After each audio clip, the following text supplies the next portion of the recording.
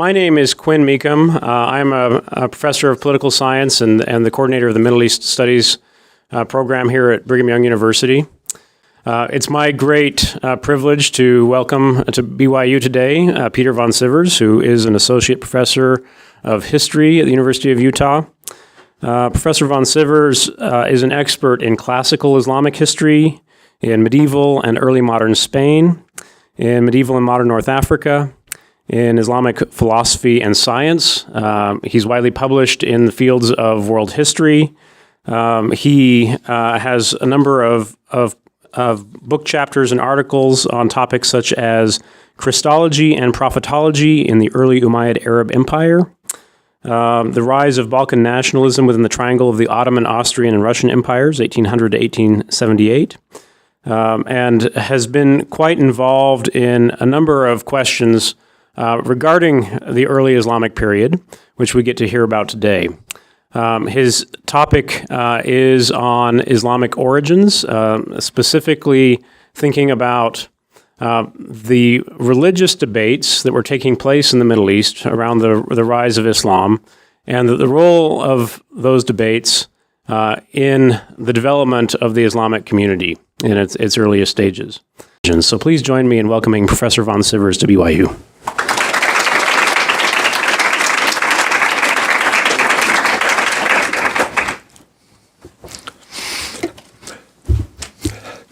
Thank you, Quinn, for this very generous introduction that you have given. And I'm very happy to be talking to you and talking also to many of you who probably don't have much of a background on Islamic studies. But you will see then in the course of the talk that quite a few things that I will be talking about are very relevant also for the contemporary understanding, and particularly the conclusion I will address a few of these works. I'm giving you a short outline, and then I will repeat this outline as I'm going along, so that you have a basic idea here. That this will probably look a bit intimidating, but I am really focusing on only one point that I am pursuing in this book on which I'm working, and that is concerned with tritheism, which looms quite large in the Quran and in the debates of the 6th and early 7th centuries. So that's the a quick overview. And let me begin now. Professor Meekum briefly alluded to this already. Islamic origins have become very important in the last, sort of 50 years, or maybe even shorter than that.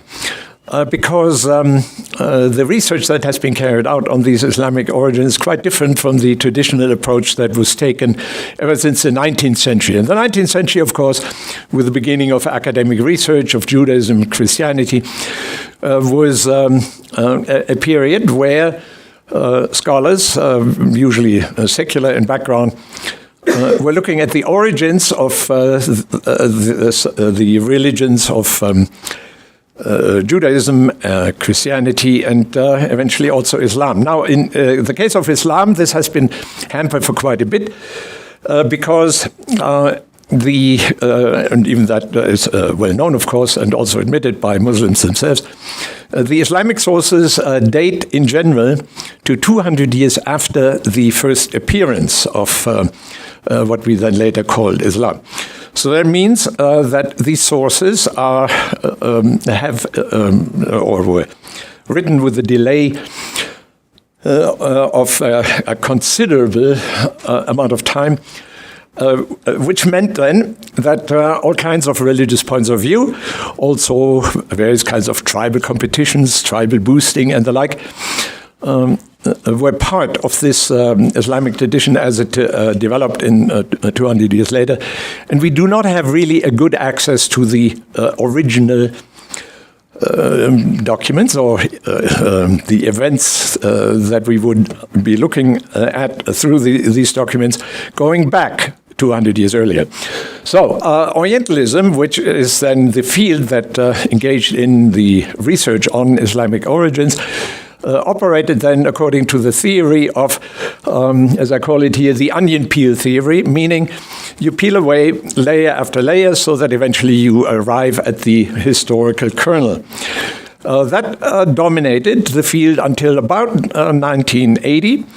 And ended, unfortunately, now in retrospect in a disaster because you peeled and peeled and peeled, and as we know, onions don't have kernels, and so there was nothing once you had taken away all of the peels.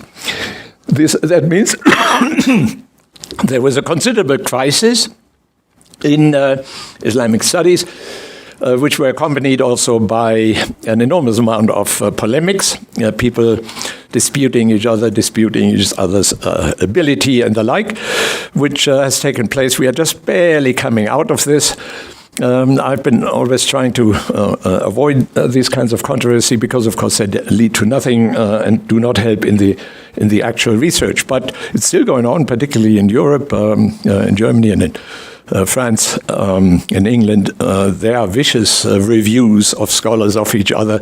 So it's a minefield. It's a minefield, of course, also because what is happening in the Middle East right now is, of course, a resurgence of what one can call Islamic reformism. In other words, a form of Islam that was dominant maybe in the 900s, 1000s, 1100s, but not thereafter. And this kind of reform Islam emphasizes very strongly the historicity of this the events of 600, even though they are doubtful in their actual occurrence. So, what scholars who have been now working during the last 50 years on Islamic origins are working with is the assumption of a context in which Muslims appeared in the course of the 600s, and this contextualism approach is the one that I'm also embracing. So my own project is involved with the sources that were contemporary to the rise of Islam in the 600s, which are mostly Christian in nature. Now, the interesting phenomenon exists also that the Quran itself, so the Holy Scripture of the Muslims, can be dated actually to the 600s, and recent carbon dating of some of these early manuscripts has even revealed the possibility that the Quran might have existed before the Quran, so 580 instead of the 620s, etc. Now, with that as a background, I would like to begin with, this is now contextualism, the approach that we can understand the rise of Islam only if we really have a good understanding of what happened among the or within the Christian denominations of the 500s. And we are talking there about vicious attacks of Christians against each other. The 500s weren't maybe quite as bad as the 400s, but they were still pretty bad. And you can see this in this particular title that I included by Philip Jenkins. Lengthy title, but it's, I think, a very descriptive one. And I recommend this book very much to you so that you have an idea here of what really went on before Christianity became what it actually was, with lots of assassinations, street riots, people being deposed from their bishoprics, and so on.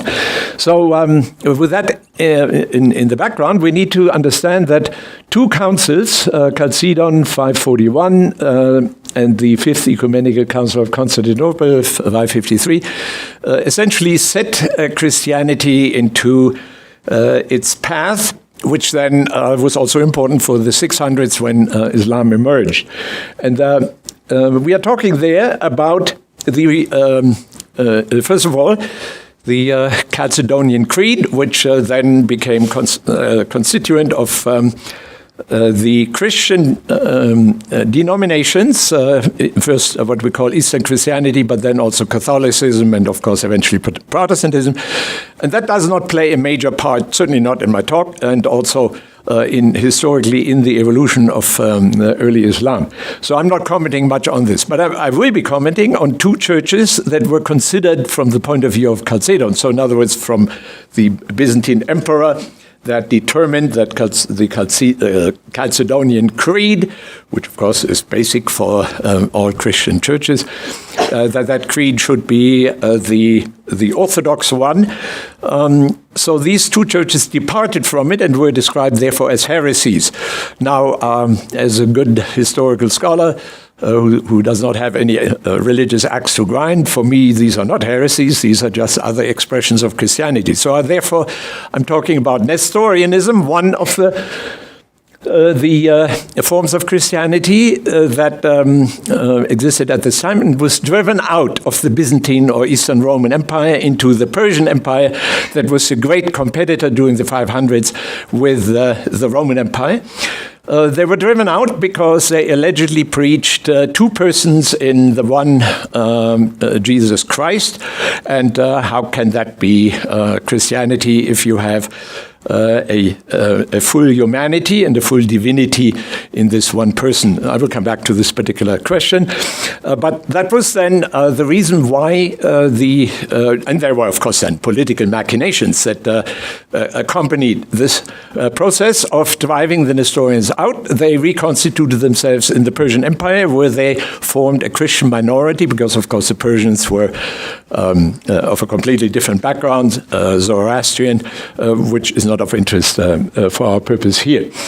The other main Christian church at that time was up and coming and was actually fighting the main church, the imperially represented church, mightily with all means. I mean, with all of the means that Jenkins also discusses here about mutual calumniations and so on.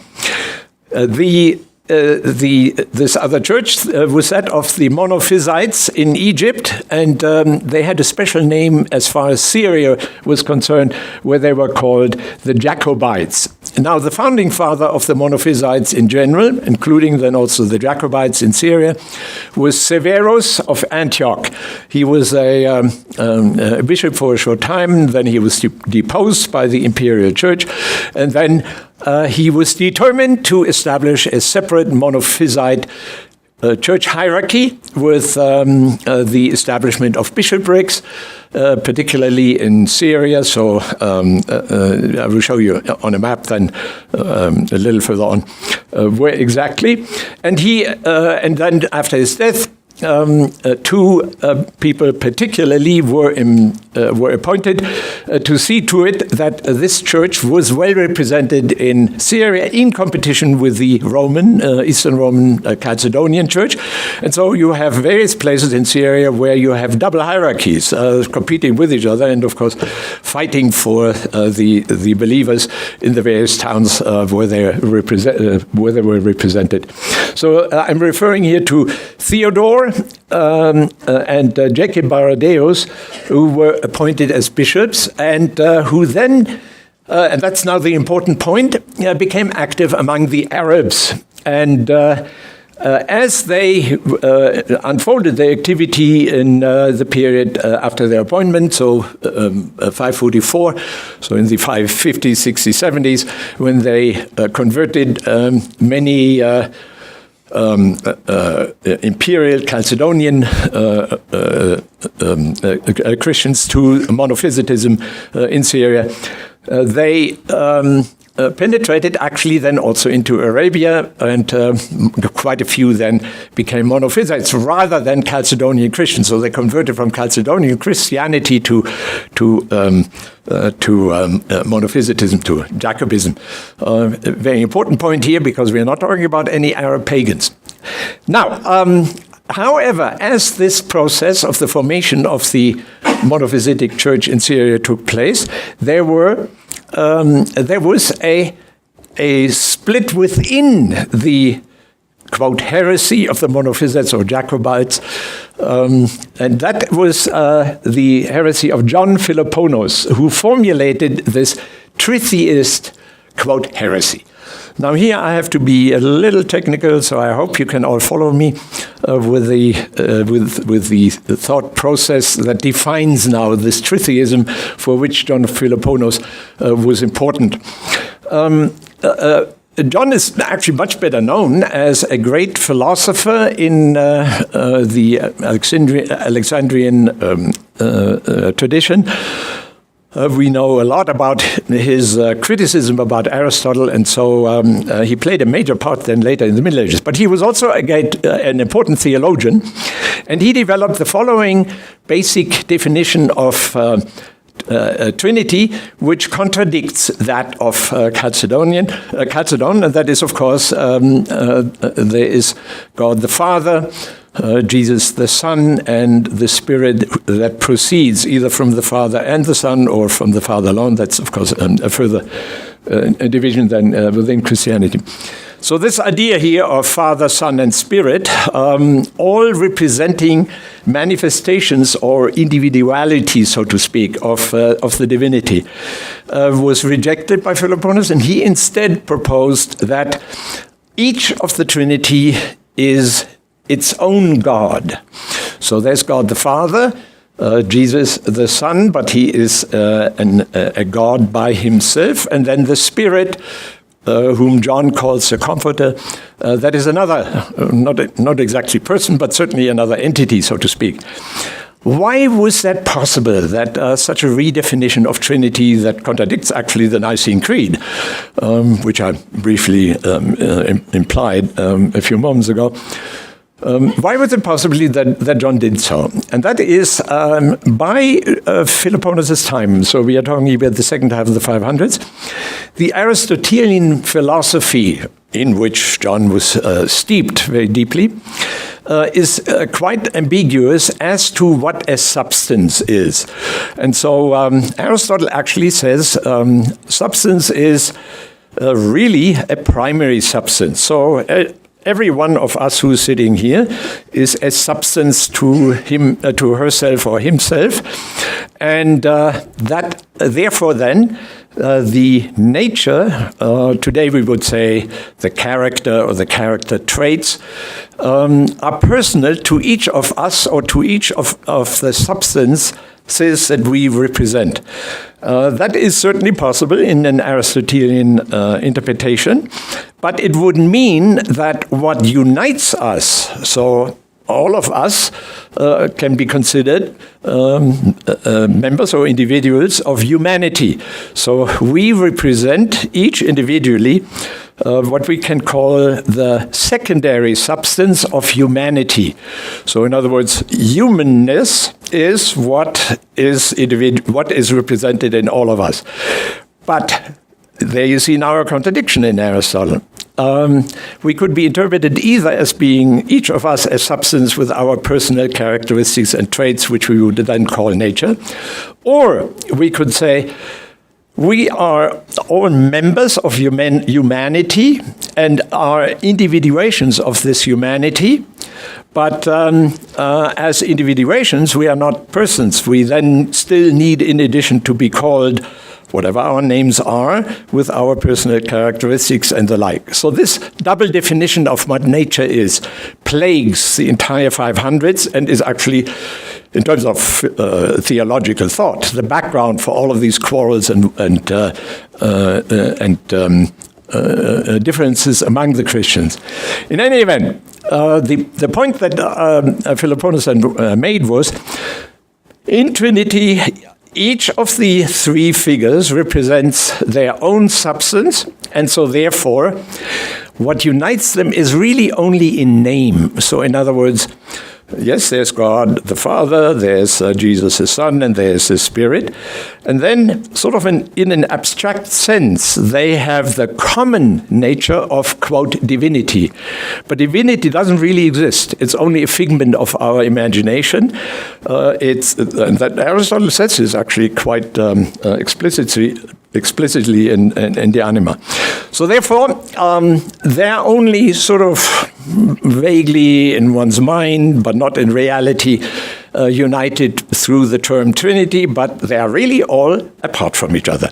That now was the heresy of tritheism that became rampant in Syria, and I mentioned here on the bottom, this is just in passing that I want to mention this, the monks in Syria were now deeply split. So the Jacobite monophysites were deeply split between regular monophysitism, which was one of the so-called heresies, and which relies on on a particular definition of what the nature of Jesus is. I will not go into this; it's not necessary for our purposes here.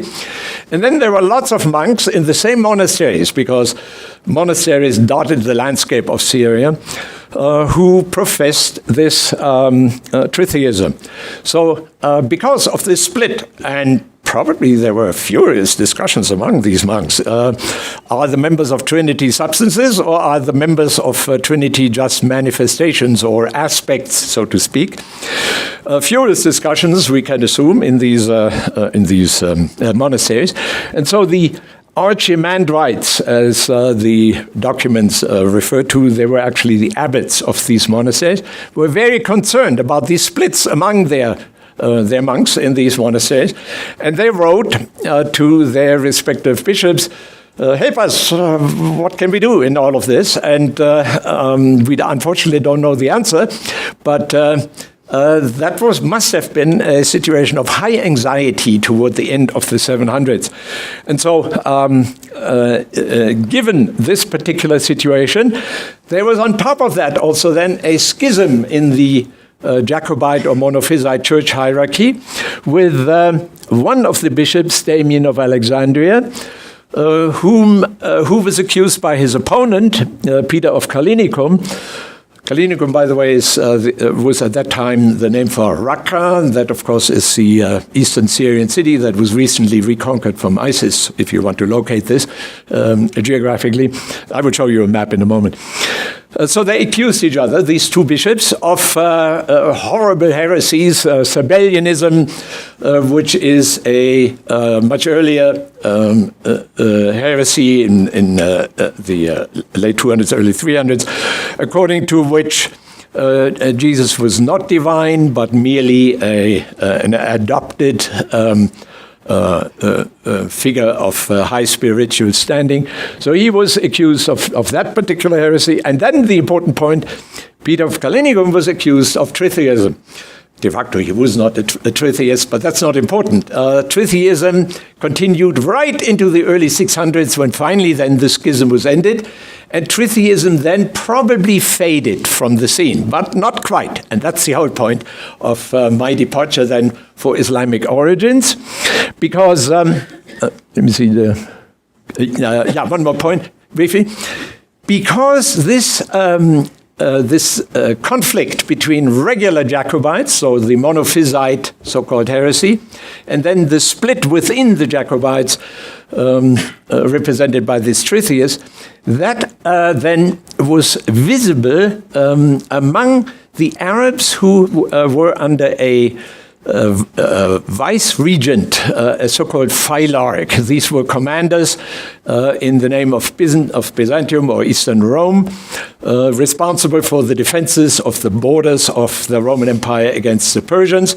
And the desert border was therefore then the border where the nomadic Arabs were enrolled as allies of the Byzantines in order to help protect it. And they were called the Ghassanids. And you have the spelling here. The Ghassanid phylarch, who was the leader of the Western Arabs,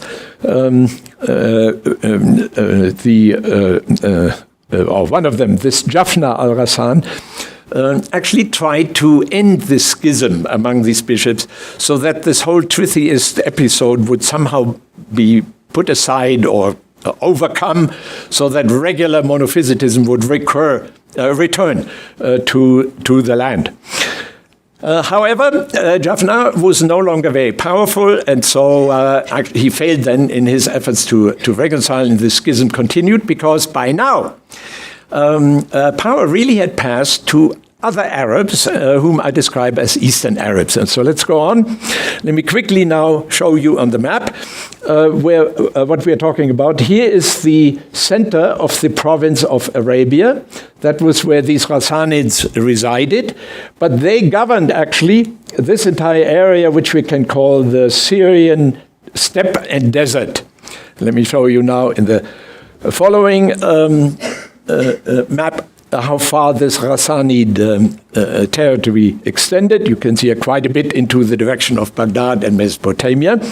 And here now we will see the Ghassanid kingdom that was deputy to defend the eastern border of Rome against now Eastern Arabs who were deputied by the Persian king, or king of kings, Shah, for the defense of Persia against Rome. And they were the Lakhmids, whom you see here as the adjacent territory. So in the 500s, the Romans and the Persians had already gone to war against each other several times. Generally, the Romans were victorious, but usually the Persians were able to come back. And of course, they used their vice regents, those of the Ghassanids and of the Lakhmids, as allies to fight the war for them in the desert here, in the southern part of Syria. So here, roughly here. And so now a few words about the Lakhmids. The Lakhmids now were the eastern, or part of the Eastern Arabs, and in their, quote, king, or equivalent of Phylarch among the Ghassanids, converted in 594 to Nestorian Christianity. Now, Nestorian Christianity is a Christian church. I mentioned this already briefly, that believes in the two equal natures of Jesus. So Jesus was equally human, so he was fully human, but he was also, of course, God, because God, in the interpretation of the theology of the 500s, was also Jesus, in the sense that in terms of Trinity and how it was represented, he represented God coming to earth in order to bring salvation to humans. By contrast, the Monophysites believed in a primarily divine Jesus who took on the flesh of humans when he came to earth, but was, let's say, 3/4 divine, 1/4 human. So we can see here that was a real contrast over which you could go to war and could kill each other if it came really to blows. And then on top of that, you had the schism within the schism, that there was somebody who stood up and said, well, when we talk about Trinity, we have to talk about three different gods. So you can see the enormous amount of conflict that existed in Christianity. Now, he converted to Nestorianism, and then one of the sources says, once he had converted, that he chased the Jacobites from the provinces. So, in other words, only Nestorians now remained in the east, among the Eastern Arabs. All the Jacobites, all the Monophysites now were pushed back into Ghassanid territory, or even further south into Egypt. And now the Eastern Arabs had established their form of Christianity as dominant in the Eastern steppe. Now, unfortunately, however, as it had so happened with the Ghassanids, but there it had happened already in 580, both the Roman emperor and now also the Persian king in the early 600s decided that these vice regents in the desert, who were the commanders of the Arabs to fight this supplementary war, so to speak, between the Romans and the Persians, that they were expendable. They had maybe grown a little too strong for their appointed positions. And so, I mentioned already, the Ghassanids had been reduced around 580. Now, the Persian king went a step further. He had his king, who was supposed to defend the border against the Romans, assassinated outright. And so that was the end of the Eastern Arabs in the city of Hira, which is on the western fringes of the Persian Empire. And as I'm saying here now in the next outline, or will now in a moment, the now leaderless, the Eastern Christians, Eastern Arabs, dispersed into the desert, but they became then powerful. So that's the dynamic, so to speak, of Eastern versus Western Arabs right around 602, and that's an important point of departure into which we will go then in a moment. As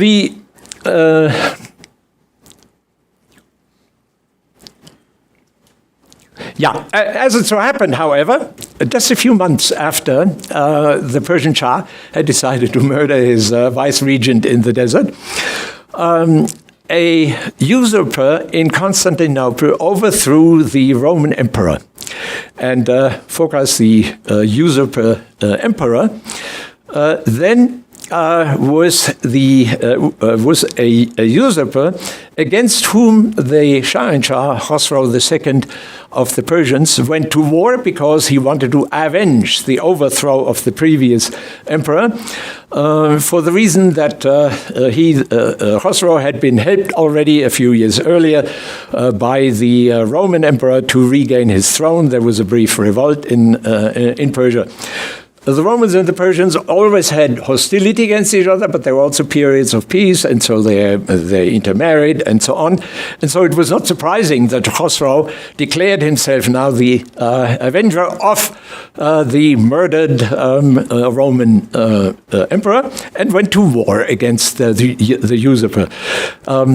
Of course, now he lacked a representative in the desert because just a few months earlier, the Eastern Arabs had, after the murder of their king, had dispersed into the desert, and so there was not much that he could do now as far as the desert zone in terms of the war of the Persians against the Romans was concerned.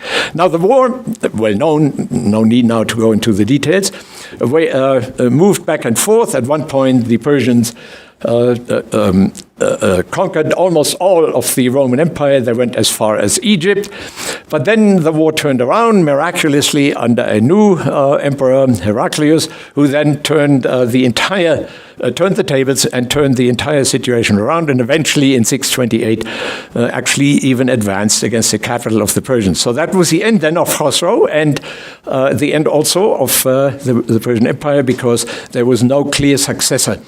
In that particular situation now, because the Arabs were among themselves in a way throughout this war period, 602 to 628, because on neither side were they needed or wanted. They were among themselves. So that's the important consideration that we have to think of now, with the idea that the Eastern Arabs were a bit stronger than the Western Arabs, but both were now in the Syrian desert and watched from afar how the biggies were killing each other, so to speak, the two empires. And then in 622, right when the war was beginning to turn in favor of the Eastern Romans, they declared an Arab kingdom, 622. This is very important that this Arab kingdom was declared at that particular time, because actually from the Islamic tradition, so that the sources that are dated 200 years after the emergence of the early Muslims, 622 is which date? The date of the Hijrah, the emigration of Muhammad from Mecca to Medina, and in Medina then the organization of the early Islamic community according to the Islamic tradition. Well, now in the Christian sources of the period, 622 is the date of the declaration of the Arab kingdom. And accordingly then, those Christian chroniclers of the period always then talked about what then happened with this Arab kingdom. So let's get then to this dark moment, so to speak, in the Syrian desert. We know that Eastern Arabs dispersed, made themselves dominant, so probably the Western Arabs were subservient, or at least they were being battled against, or maybe there were conflicts, or maybe there was also gradually emerging of the two. We don't know. So that would be pure speculation, and as a good historian, I'm not doing that particular thing. I'm merely, for purposes of illustration, I want to show you, yes, there is a connection here between the Islamic sources of 200 years later and what the Christian chroniclers of the 600s say, only it's being described a little differently. Instead of a hijra of a prophet by the name of Muhammad migrating from Mecca to Medina, we are talking about an Arab kingdom emerging. And right from the start, this Arab kingdom, according to one Christian chronicler, consisted of two leaders and two sides. And this is perhaps the most important source here for the understanding of the beginning of Islam, because we are talking about probably Western Christianized Arabs forming one side, Eastern Christian Arabs forming another side, and each had a leader. That corresponds to when Muhammad was in Medina with his efforts of Muhammad's to return to Mecca and to convert Mecca from polytheism to monotheism. And of course, the Meccans resisted, and eventually their resistance was worn down. Two sides and two leaders, because, of course, when Muhammad was in Medina, there was a leader of the so-called pagan Arabs in Mecca, Abu Sufyan, who represented the other side. So, if this is indeed true, then the Quran is actually very helpful. I mentioned a little earlier, we now know that the Quran is truly, dates truly to the 600s. In which way it came about, that is still very mysterious. From what I am saying here, we have to assume that it came together as a scripture between 602 and sometimes toward the end of the 600s. And when I say 602, that's of course the time when the Eastern Christian Arabs dispersed in the Syrian desert. Note, by the way, that I'm not saying anything about Mecca and Medina. I'm merely talking about the Eastern and Western Arab Christians in the Syrian desert, wherever they were. Now, that gets us then to the Quran, which is a reliable source now for our further investigation. And that is, there is a curious term, mushrikun, that appears about 19 times in the Quran, and is usually translated as pagans and polytheists. But in 1999, Gerald Hotting published a very important book. Hotting is also among those who contextualize and seek to understand the beginnings of Islam in a wider context. And he determined that these mushrikun were actually Christians. But that's where the book ends, and we have to go much farther than those Christians. And so therefore, I wanted to include here now a few verses that give us an idea here how much further we can go. Indeed, those who have believed, and those who were Jews and Sabians and the Christians, Nasara and the Magians, and those who associate the or Ashraku, so these are the mushrikun, Allah will judge between them on the day of resurrection. Indeed, Allah is over all things. And that's this particular Quranic verse. Now, there was an Nestorian metropolitan who lived a bit later and who can be related to that particular Quranic verse, because in his writing, which is accessible through his composition Majalis, he says the following: as for the monotheists, to whose monotheism the Quran testifies, whom we recognize to be confessing that God is one, that God is one, they are, as we ourselves, that is the Nestorians, the Jacobites, and the Melkites. The Melkites are the Chalcedonians, and that is a particular term that was being used at that time for the imperial Christians, meaning those under the king. And those of the Christians who follow our way. As for the polytheists, the mushrikun among them, they are the people who imitate Christianity, like the Marcionites, the Dysonites, the Manichaeans, and the Tritheists. And there you also have the Arabic term. Those who posit three, and others who trace their origins to Christianity, but who are devoid of Christianity and far removed from it. So in other words, the Tritheists are Christian heresy from the point of view of the Nestorians, and they are other Christians who are pretending to be Christians, but they are not truly Jacobite, Melkite, or Nestorian. Now, just so that you know that when Shinaya uses the term Tritheists, Atrinuthia, he means that and not the term that already in the 5th century was available among Arabs in Arabic, the term Trinity, Thaluth, would be the Arabic. That term is not being used, and so therefore this testimony by Shania is so important. So let me now show you what then the Quran has to say about these tritheists. O people of the Scripture, do not commit excess in your religion or say about Allah except the truth. The Messiah Jesus, the son of Mary, was but a messenger of Allah, and his word which he directed to Mary, and a soul created at a command. So it's the Immaculate Conception, of course, of Jesus from him. So believe in Allah and his messengers, and do not say 3. Desist, it is better for you, etc. Another verse, they have certainly disbelieved who say Allah is the third of 3.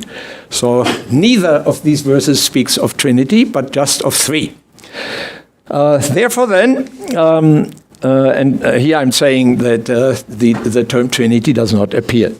So we can assume, coming now to the conclusion, that what the Quran says in its own testimony about these tritheists who emerged in the 500s and caused this split among the Jacobites or the Monophysites, that was a particular predominant form of Christianity among the Western Arabs, whether they were the majority or whether Monophysites in general, so those that did not split from the run-of-the-mill monophysitism that Severus had created, but belonged to the smaller and more specific tritheist sect. We do not know. Probably the assumption would be that the majority were Monophysite of the Western Arabs. But there was a minority, and these were clearly the ones against which the Quran polemicizes. And that's very important because the Quran is actually very friendly towards both Jacobism, Monophysitism, and Nestorianism. And in fact, in many ways comes out of Nestorianism. So it denies, that is very expressed in the Quran, that Jesus is the Son of God. Instead, he's always the servant or the like all other prophets of God.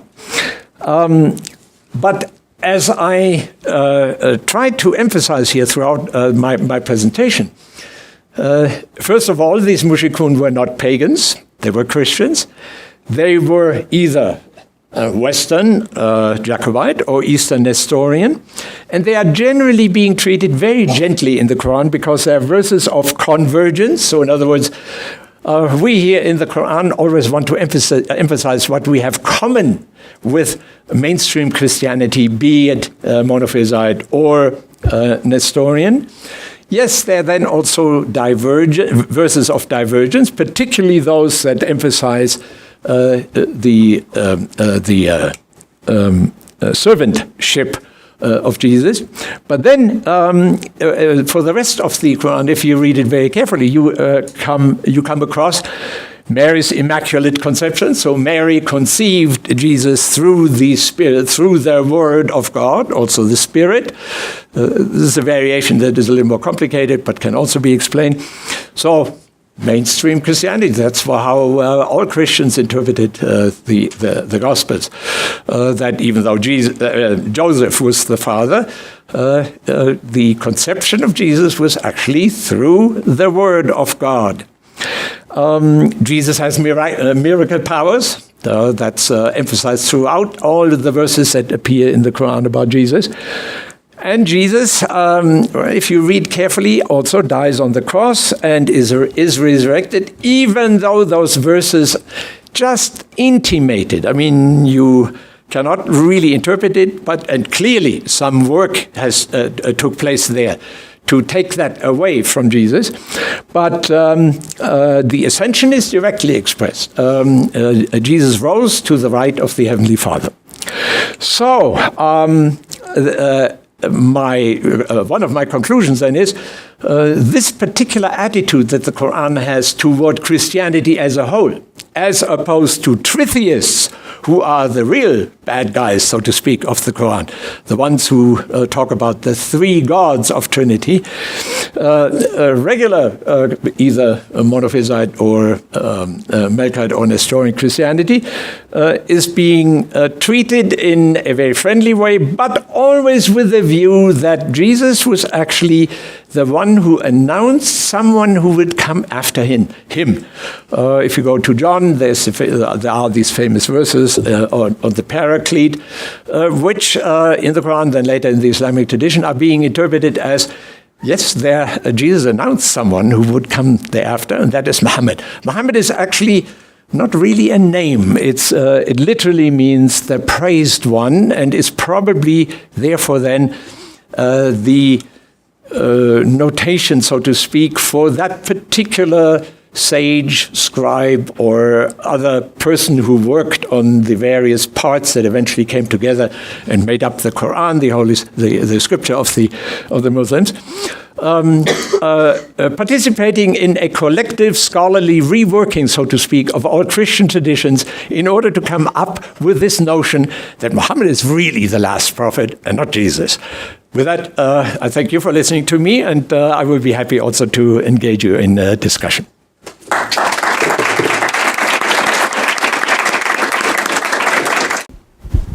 Hi, my name is George Garcia. I'm studying international relations with a focus on Latin America.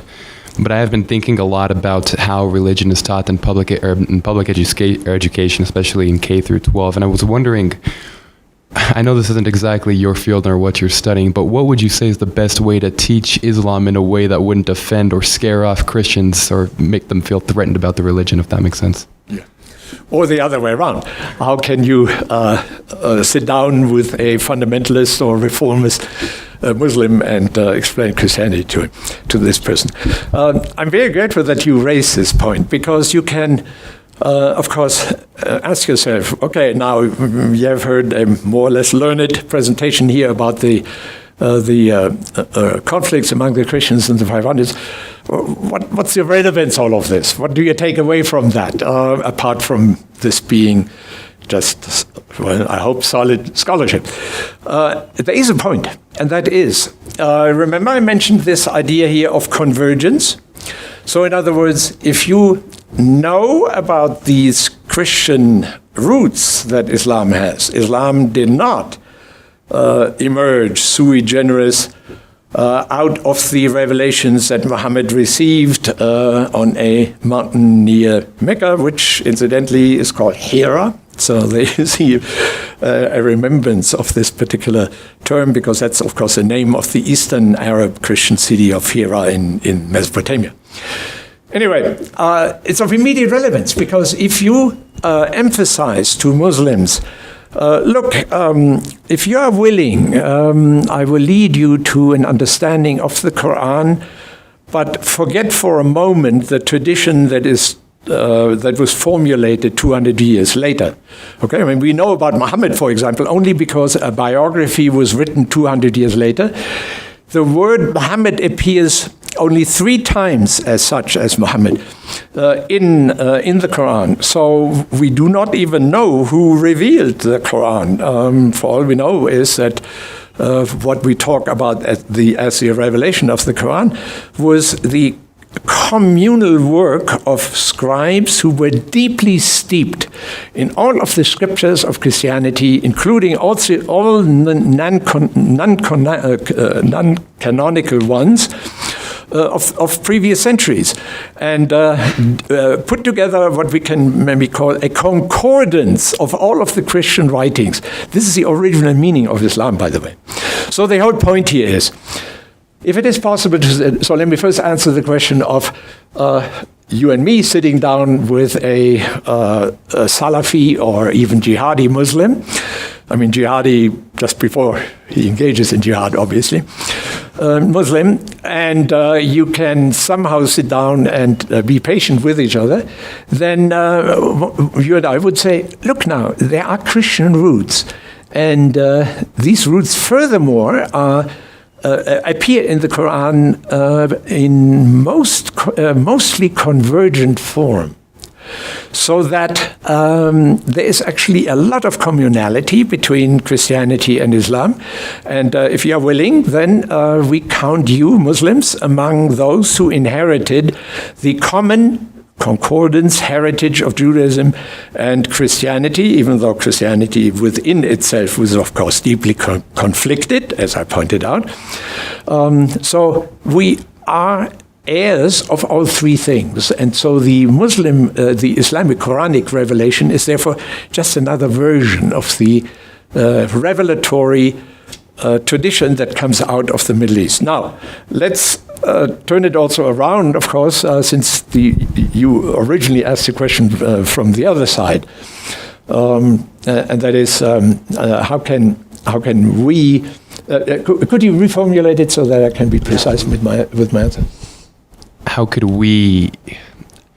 How do I want to put this? How could we help Christians see the humanity in Islam, without threatening their own sense of identity in Christianity? Yeah. So that would be then we among ourselves with, is any Muslim present? I looked around earlier and didn't think there was one. But I mean, obviously I'm not saying anything offensive, but I merely want to be very sensitive in my answer. And that is, we among ourselves should draw away from the multiple prejudices that we have about Islam. And they are, of course, countless. I'm not even mentioning now the ones that populated the Middle Ages. I'm talking only about, let's say, contemporary ones. And among these prejudices are, number one, these Orientalists who peel these onion peels away, think that Islam and the rise of Islam has to be explained primarily out of these Islamic sources. But that has run its course now. We cannot use the Islamic tradition anymore. Let me give you the example. The Muhammad biography, the so-called Sira, S-I-R-A, was composed in the final version in 823. So you see the 200 years that I was talking about. That is for the first time the source where we then learn about Muhammad was born in 570, he grew up in Mecca, he had his first revelations in 610, and so on and so forth. Among ourselves, if we open ourselves to what the Christians had to say about the rise of Islam in the 600s, like I did here in my presentation, then we would come to the conclusion, the origins of Islam can be nicely compared to what Christianity was all about in the 500s and all of the problems that it experienced. You see them continued here in the origins of Islam. This will open us up to a view of late antiquity that is much larger than just these few years of the early 600s, when between 610, when the first revelations came, and 632, when the Prophet Muhammad, according to Islamic tradition, died, which is a very narrow focus on the origins of Islam. So, of course, you can retell the story of Muhammad 1,000 times, and I do this actually in my history survey classes. But then, of course, a week later I say, okay, what you have just now learned is not history, but religion, okay? The religious interpretation of what how Muslims viewed the rise of Islam. Now let me tell you what the Christians had to say when these origins of Islam occurred. So in short, if you give up this Orientalist approach, this notion that through philology you can clarify these Islamic sources, and through all of these traditions that are biased and have certain religious points of views, you can come to some sort of historical background or origin, it won't work. What will work, however, is a historical context that you establish, where you have then a much better knowledge, certainly of Christianity in late antiquity, and particularly these curious people called Trithias, who usually, by the way, Orientalists dismiss them as just minor people who were discussing a refinement of theological approaches to the problems of Christology and theology. These were people over which, first of all, these were doctrines over which people killed each other, number one, as Jenkins said. But then furthermore, this was a real widespread among monks of Syria, where Islam probably originated. Monks of Syria, where lots of monks were true theists, and where probably lots of Arabs were true theists. Otherwise, why would there be this battle against the mushrikun, who were the alleged associators? So in short, what I'm saying is, taking the traditional Orientalist approach, talking now only among ourselves, not Muslims, although Muslims in a way should listen in, so to speak.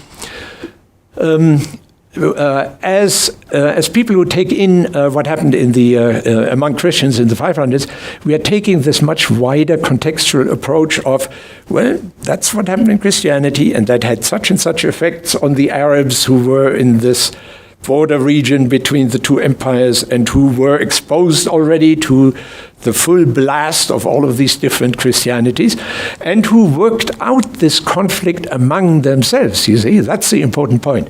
Because, of course, the big Christian church then subsequently, I assume we all know this, of course, there is still today the Coptic Church of Egypt that is monophysitic. The monophysite Christians in Egypt are very defensive against Catholicism, against Greek Orthodoxy. Greek Orthodoxy, Catholicism, Protestantism, and then further 19th century developments, including then also Mormonism. They all follow this Chalcedonian tradition, about which I didn't say much.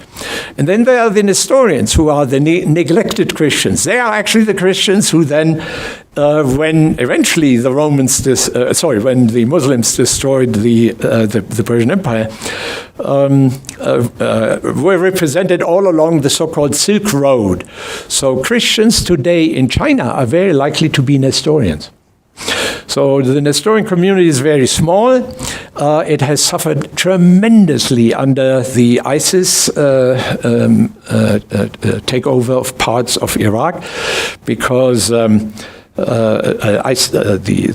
representatives of ISIS were very anti-Christian, and the predominant number of Christians in Iraq are the Nestorians, or the descendants of the Nestorians, the so-called Eastern Church. So what I'm saying here is the larger perspective that I'm recommending gives us a much better understanding of what Islam is all about. Thank you very much. If you could join me once again in thanking Professor von Sivers for his visit, that would be great. Thank you.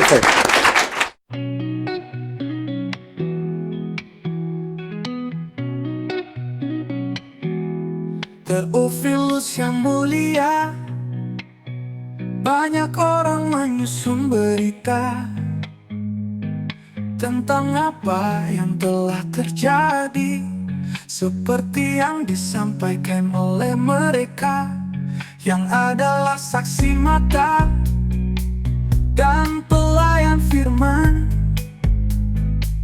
Karena itu setelah aku menyelidiki segala peristiwa itu dengan seksama, aku mengambil keputusan untuk membukukannya dengan teratur bagimu, supaya engkau dapat mengetahui bahwa segala yang diajarkan kepadamu